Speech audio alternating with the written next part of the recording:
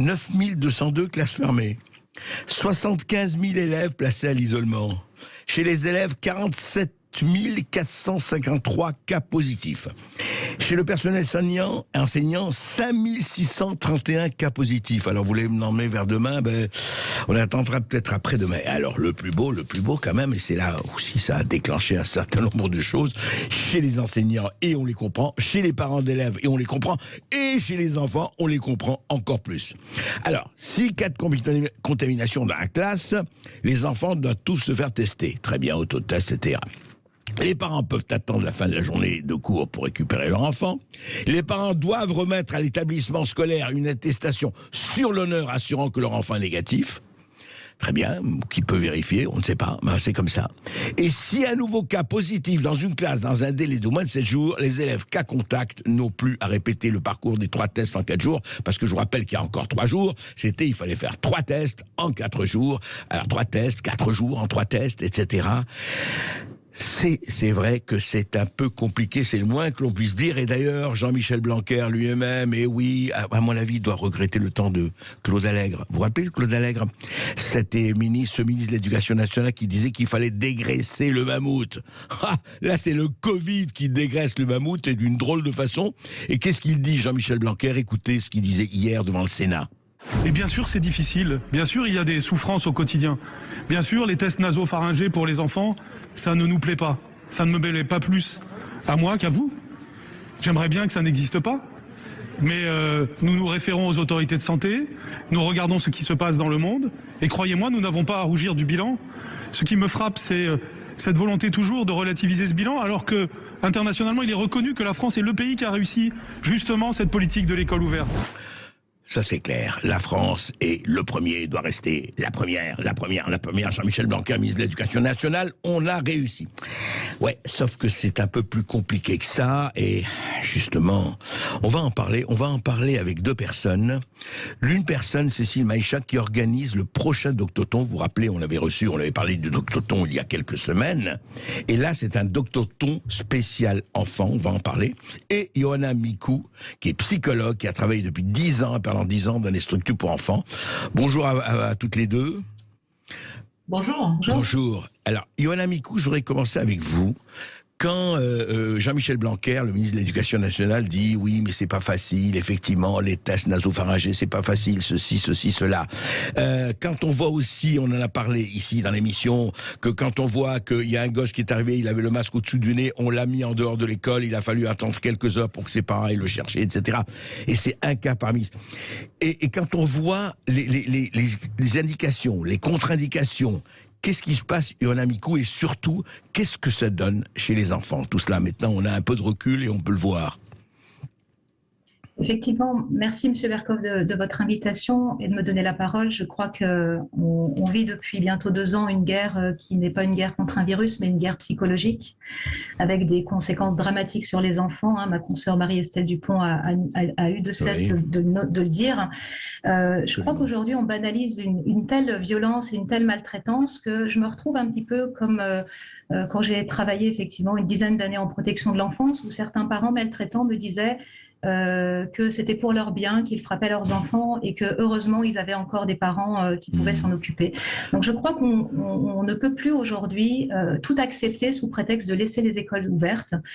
J'y reviendrai un petit peu plus sur les mécanismes psychologiques, mais sous prétexte de laisser les écoles ouvertes, on fait endurer des souffrances terribles en termes physiques et en termes psychologiques chez les enfants, chez les enseignants et chez les parents. Vous pouvez donner des exemples justement, Ioana Micou. D'ailleurs, vous avez raison, je dirais tous que c'est toujours comme ça quand quelque chose s'installe de plus ou moins totalitaire, c'est toujours pour notre bien. Ça, c'est classique. Alors, mais donnez-nous quelques exemples précis, que ce soit souffrance enfant ou parents ou enseignants. Alors les enfants, depuis des mois, ils développent des troubles psychologiques très graves, donc des troubles anxieux, donc ça peut aller des TOC à des crises d'angoisse ou des crises de panique, des hypocondries, donc des enfants qui ont sans cesse l'impression qu'ils ont une maladie grave. Et pour une anecdote, j'ai accompagné une maman dans mon cabinet, moi je suis psychologue en cabinet vers Lyon, j'ai accompagné une maman qui a un enfant de 12 ans, un garçon, un jeune collégien, qui a développé des phobies d'impulsion.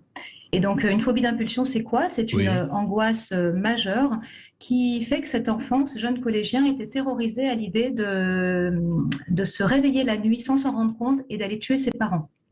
Ah, Donc, carrément. Ah oui, carrément. ouais. Donc, ce collégien ne pouvait s'endormir dans sa chambre qu'en mettant un meuble devant sa porte pour éviter qu'il sorte la nuit.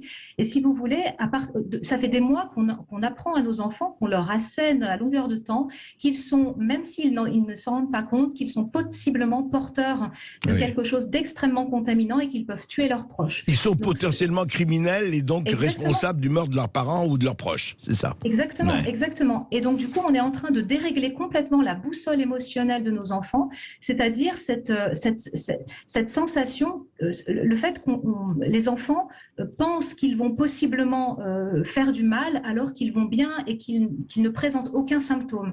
Et ça, c'est gravissime en termes psychologiques parce qu'on est en train de complètement les désorganiser. Et qu'est-ce que ça donne? Et les enseignants, en fait, par contre-coup, les enseignants, ils se disent oui, on va porter ça. Ils se sentent aussi peut-être pas du tout abandonnés, c'est pas ça, mais ils pensent qu'ils ont une responsabilité. L'histoire de masque, et c'est vrai qu'on ne se voit plus puisqu'on ne voit plus que les yeux, on ne voit plus le reste du visage. Est-ce que les enseignants aussi, ou bien c'est plutôt le côté de ces règles qui changent tous les jours ou tous les 2 jours? C'est les deux. J'ai envie de dire, ça fait 20 mois qu'on maltraite nos enseignants. On maltraite la communauté enseignante en changeant les règles du jour au lendemain, en dénigrant leur point de vue et la réalité du terrain. Je crois qu'aujourd'hui, les adultes, que ce soit les parents ou les enseignants, ont des impacts psychologiques énormes de ce stress chronique. Et donc, on observe, les psychologues, un mécanisme très important qui est le mécanisme de dissociation. Aujourd'hui, les adultes sont dissociés. Je pense qu'il y a dans une grande majeure partie de la communauté enseignante des enseignants dissociés, c'est-à-dire qu'ils sont complètement coupés de leur boussole émotionnelle, qui sont coupés de leurs sensations. Et donc, quand on est dissocié, c'est des mécanismes psychotraumatiques graves, parce que quand on est dissocié, on est amené à faire des choses qu'on ne ferait pas en temps normal, qu'on ne demanderait pas en temps normal, mais on est tellement déconnecté d'une partie de nous-mêmes qu'on n'arrive plus à réfléchir, à relativiser, à nuancer, et donc on est amené à faire des choses maltraitantes. Qu'on ne ferait pas normalement et qu'on ne saurait pas. C'est toute l'expérience de l'autorité, de Milgram et compagnie, enfin on pourra en reparler. Juste, alors je voudrais, Cécile Maïchak, bonjour. Bonjour. Vous avez fait organiser avec plusieurs centaines de médecins un doctoton il y a quelque temps. On en avait parlé et vous l'avez tout à fait réussi, effectivement. Et là, vous allez lancer ce samedi un doctoton spécial enfant. Pourquoi? Parce qu'il y a urgence.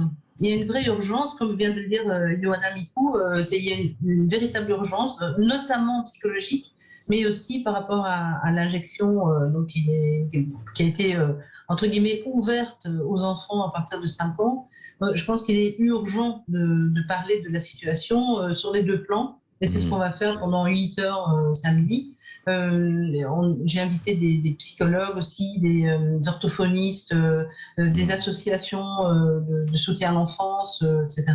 Et évidemment, des médecins pédiatres, pédopsychiatres. Et tout le monde est OK pour dire ça. Il y a véritablement une urgence. Et je rejoins complètement Ioana Mikou quand elle dit qu'il y a une maltraitance qui est faite aux enfants, bien sûr, aux enseignants, aux parents. Mais moi, je pense même que toute la population actuellement est maltraitée.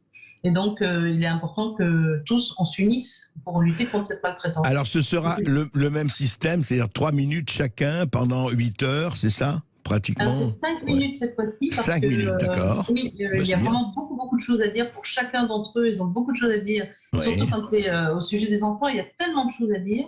Et donc, c'est 5 minutes pendant 8 heures, effectivement. Et on a aussi, d'ailleurs, des enfants qui vont témoigner de ce qu'ils vivent à l'école.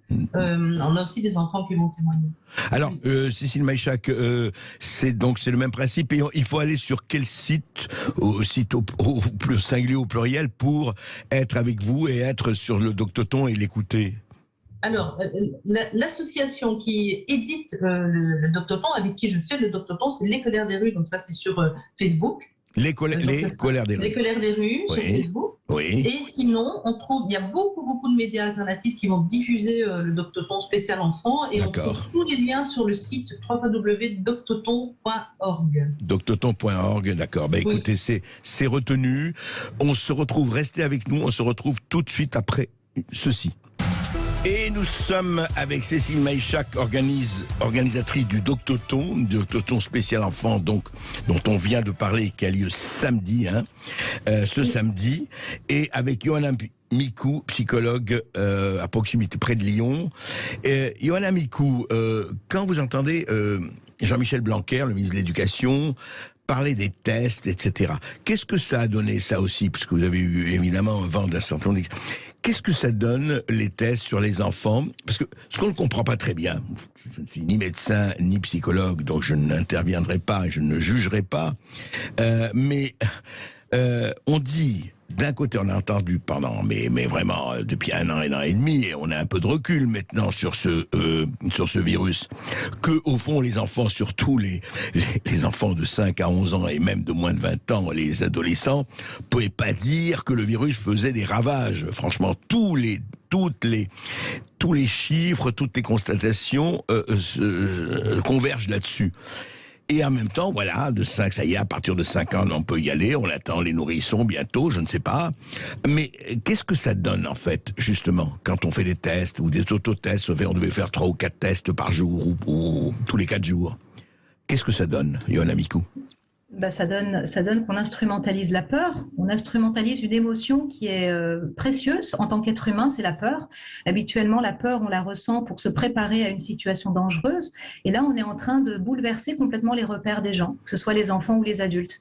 Quand on a des fonctions aussi importantes qu'un ministre de l'Éducation nationale, on n'effraie pas les enseignants, parce que les enseignants effrayés vont effrayer les enfants. C'est des mécanismes psychologiques bien connus chez les familles maltraitantes.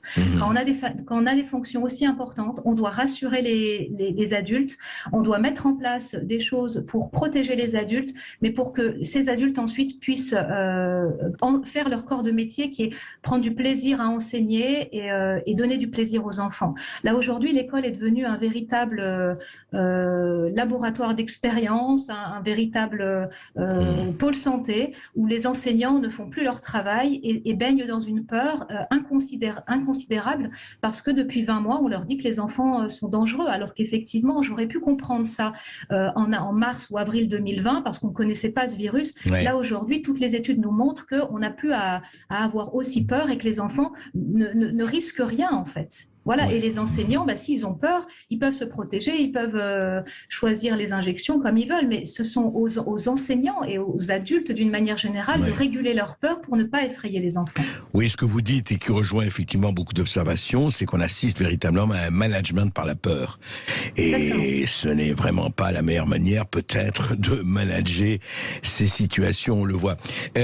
Cécile Maïchak, un mot par rapport à ce Doctoton. On sait que le premier a eu un très gros succès, on pense, en tout cas on l'espère avec vous, que le second aussi, puisque c'est une transmission d'informations et puis une interactivité. Mais est-ce que ce n'est pas quelque chose qui devrait se transformer peut-être en outil permanent d'interactivité ? Bon, je ne dis pas permanent tous les jours, mais enfin, est-ce que c'est un peu votre objectif ou peut-être... Complètement, oui. Il y a effectivement des choses dans le pipeline, comme je dis toujours, à ce sujet-là. Donc, votre côté pétrolifère me réjouit, chère Cécile. Oui, donc, c'est bien. Donc, non, mais réellement, il y a effectivement, c'est en projet, c'est en cours de réalisation, avec la possibilité, l'ouverture d'une possibilité de prise de parole et de témoignage pour le plus grand nombre, de manière plus régulière et moins spectaculaire, je dirais. Tout à fait, parce que les réseaux sociaux le permettent, et c'est vrai que ce que vous avez lancé là avec ce Doctoton, c'est vrai que si ça devenait en tout cas régulier, avec une interaction, une interactivité, avec justement des spécialistes, des psychologues, des médecins, des enseignants et autres, enfin, qui interviendraient et qui ne parleraient pas pour ne rien dire, mais qui parleraient de leur expérience et de leur vécu, je crois que ce serait une bonne chose pour tout le monde. Tout à fait. Des avocats aussi, de tout le monde juridique. Bien sûr. Je pense que c'est important qu'ils soient aussi là, qu'ils soient représentés, ce qui sera le cas aussi, ce qui a été le cas dans le Doctoton et ce qui sera le cas dans le Doctoton enfant. On recevra aussi un avocat qui va pouvoir D'accord. s'exprimer sur la question. Bien Eh sûr. ben, merci beaucoup, Johanna Mikou. Merci à beaucoup, vous. vous nous avez Merci. éclairé. Et merci, Cécile Maïchak. Et écoutez, bon Toc-Toton, on suivra ça en tout cas. Et vous avez peut-être Merci, c'est gentil. vous qui nous écoutez, vous avez peut-être des témoignages qui complètent ces deux intervenantes. Vous nous appelez au 0826 300 300.